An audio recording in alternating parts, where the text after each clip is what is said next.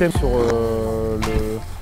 le revenu que peut dégager mon exploitation, parce que donc j'ai des animaux rustiques, ce qui veut dire très peu d'intervention vétérinaire et d'achat de produits pour leur santé.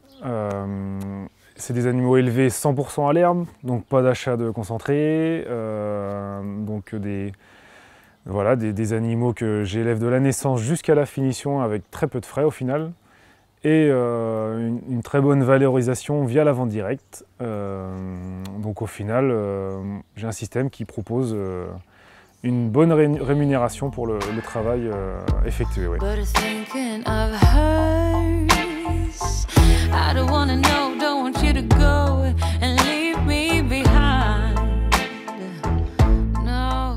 Bastien Coco s'est installé il y a 5 ans en reprenant l'exploitation familiale.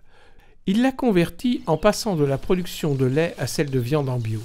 Aujourd'hui, il estime que le système qu'il a mis en place fonctionne bien et qu'il pourrait être une voie à suivre. Alors si j'ai un jeune à convaincre de faire un peu comme moi au niveau du système que j'ai mis en place, ça serait surtout par rapport au risque financier que j'ai.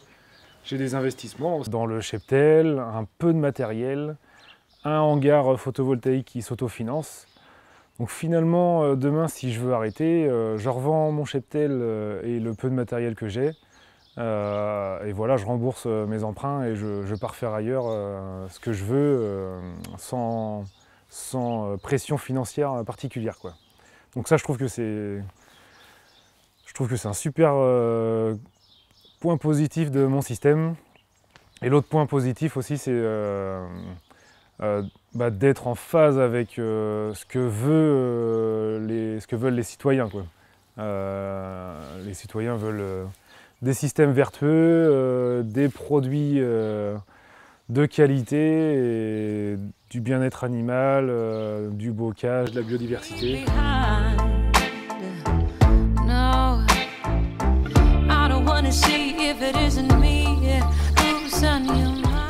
Quel est donc le système de Bastien Coco et comment l'a-t-il élaboré? Donc c'est à travers des voyages.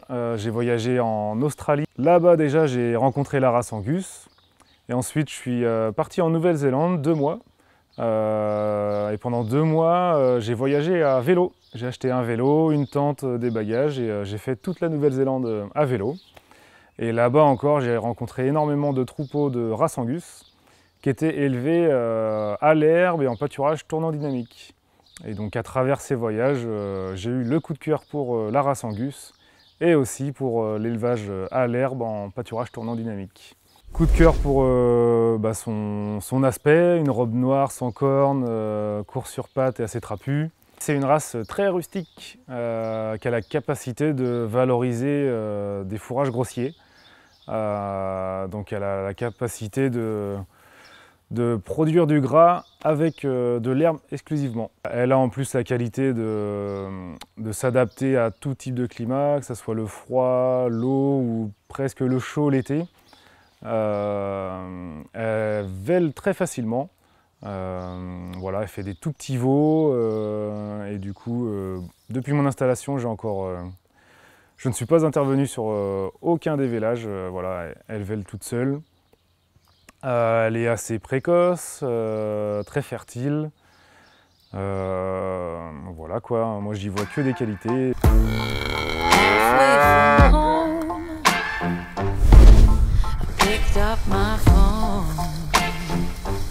Le pâturage tournant dynamique consiste à pâturer de l'herbe toujours au bon stade. Et moi je vise le stade 3 feuilles de l'herbe. Il vise aussi à ne jamais surpâturer l'herbe. Ne pas surpâturer l'herbe permet derrière à ce que l'herbe pousse de manière dynamique et qu'elle résiste mieux aux intempéries ou aux sécheresses et coups de chaleur. Et donc pour cela, je dimensionne les paddocks en fonction de la taille des lots et de leurs besoins pour que les animaux ne restent pas plus de 3 jours sur un paddock. L'idéal, c'est 1 à 2 jours, mais pas plus de 3 jours, parce qu'au-delà de 3 jours, lorsqu'on pâture une fois l'herbe, elle met 3 jours à recréer des jeunes pousses. Il ne faut surtout pas repâturer ces jeunes pousses parce que là, on vient amoindrir les réserves en énergie qui se trouvent dans la gaine et la racine pour que l'herbe reparte ensuite. Donc si on remange ces jeunes pousses, là on enlève la dynamique de pousses derrière un pâturage. Et donc le stade 3 feuilles arrive en 15-20 jours jusqu'à 45-50 jours suivant les saisons. Il y a une organisation au niveau du parcellaire déjà. Il faut que tous les paddocks soient dimensionnés. Donc moi je fais ça l'hiver, je calcule la dimension de mes paddocks en fonction des lots. Et il faut que tous les paddocks soient clôturés en avance, c'est quand même mieux. Et surtout, il faut que chaque paddock ait un accès au réseau d'eau d'abreuvement. Depuis mon installation, j'ai enterré ou distribué un réseau d'eau d'abreuvement qui vient apporter l'eau sur chaque paddock. Et ça, c'est indispensable parce que si, par exemple, moi j'ai 4 lots sur la ferme, je les change tous les jours à tous les 3 jours. Et s'il y a une tonne à eau à déplacer pour ces 4 lots-là, ça devient ingérable, quoi. Donc le réseau d'eau d'abreuvement est indispensable. Allez, venez.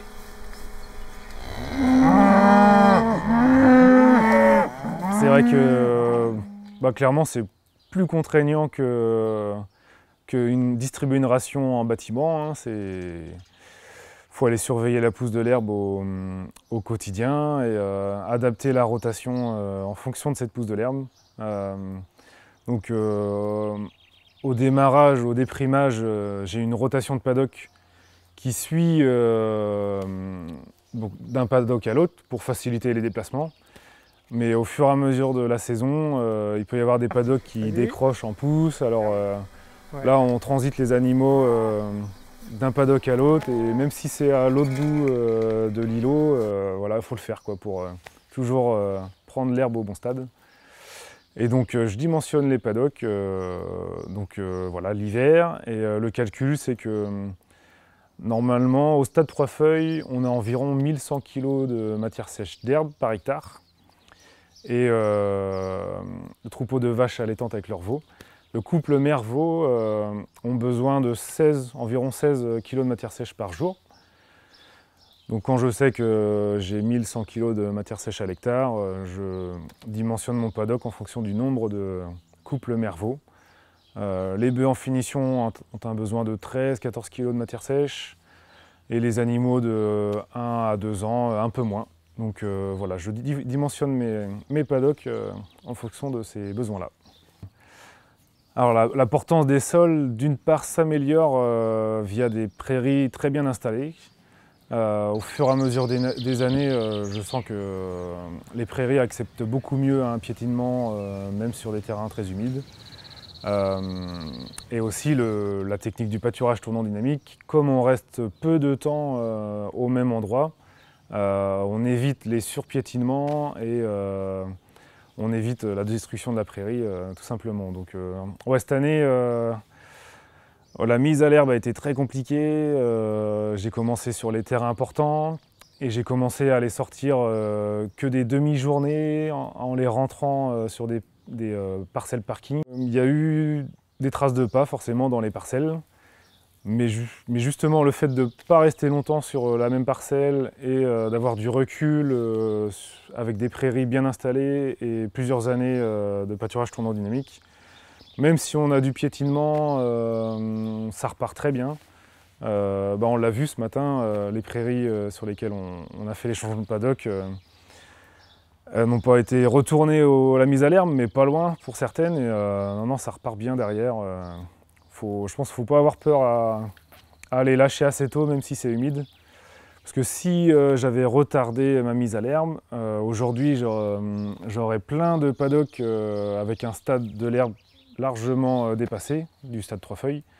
Et du coup là, on baisse la qualité de l'herbe, on diminue la production laitière pour les vaches, pour leurs veaux, on diminue la finition des bœufs.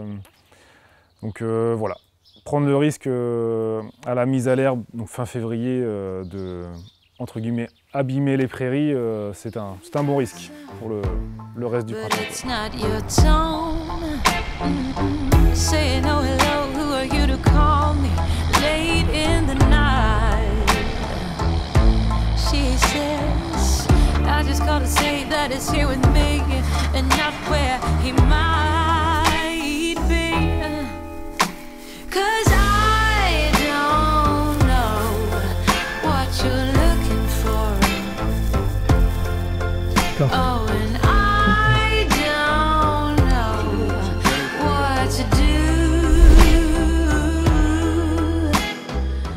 Au démarrage, à mon installation, j'avais un tout petit troupeau et j'ai pratiqué le pâturage tournant dynamique dès le début. Mais du coup, avec un petit troupeau, des petits lots, j'avais des petits paddocks et forcément, j'avais des paddocks qui se retrouvaient au milieu des champs. Même si les champs sont entourés de haies et d'arbres, j'ai des paddocks qui étaient au milieu des champs. Et donc là, les animaux avaient aucun abri contre les intempéries ou pour se mettre à l'ombre l'été contre le soleil. Et donc là, c'est par cette problématique que je me suis dirigé vers l'agroforesterie. Donc l'agroforesterie, c'est le fait de planter des lignes d'arbres en intraparcellaire. Et ces lignes d'arbres viennent découper tous mes paddocks de pâturage tournant dynamique. Et donc à l'avenir, donc là j'ai planté en 2020 et 2021, il va falloir attendre une quinzaine d'années avant que les arbres apportent vraiment de l'ombre sur tous les paddocks, quoi.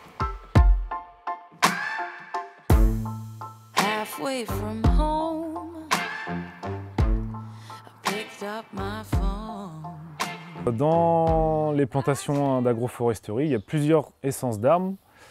Alors je vais les citer, il y a le merisier, tilleul, orme et deux espèces de chênes, chêne pubescent, chêne chevelu.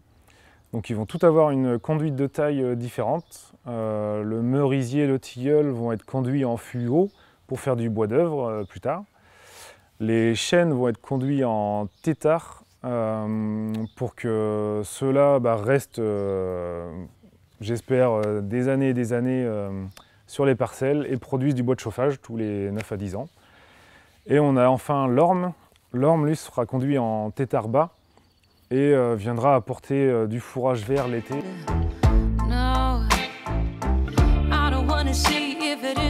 La mise en place s'est faite en partenariat avec la Chambre d'agriculture et Jean-Charles Visset. Donc c'est lui qui m'a conseillé donc dans les espèces en fonction de mon sol et de mes objectifs. C'est lui qui m'a aussi conseillé dans la densité d'arbres à l'hectare. Là je suis à 55 arbres à l'hectare sur des lignes espacées tous les 25 mètres. Et voilà, tout ça a été aussi subventionné à 80% pour financer l'arbre, l'acte de plantation, la protection autour de l'arbre et aussi les clôtures de chaque côté de la rangée d'arbres. Alors il y a eu 2 années de plantation, donc 2 fois 500 arbres.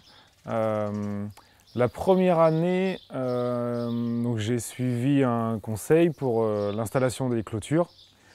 Et en fait, la clôture est tenue sur un gros piquet planté dans le milieu de la ligne d'arbres et d'y fixer un autre piquet à l'horizontale. Et de chaque bout du piquet, j'ai les isolateurs qui tiennent le fil. Ce système-là, c'est bien, mais il y a 2 problématiques. C'est que si les animaux viennent se bousculer contre le piquet, ça peut faire pivot. Donc là, ça lève le fil d'un côté et elles ont accès à la rangée d'arbres. Et l'autre problématique aussi, c'est qu'il n'y a qu'un seul fil. Et quand je mets les vaches avec les jeunes veaux, ils passent sous le fil et pareil, ils viennent se frotter aux arbres et manger les jeunes pousses. Donc ça c'est bien, mais c'est pas l'idéal. Donc sur la 2e plantation, la 2e année, j'ai mis un autre système. C'est toujours un piquet planté dans la ligne d'arbre.